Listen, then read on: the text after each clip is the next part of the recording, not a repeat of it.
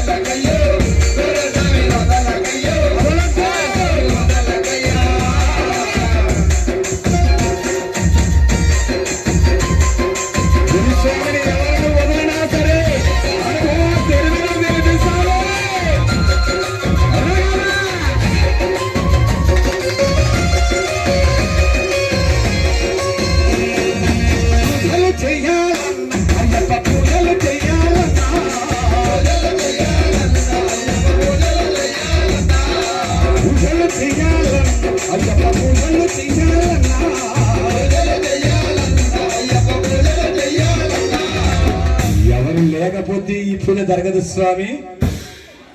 ఎవరు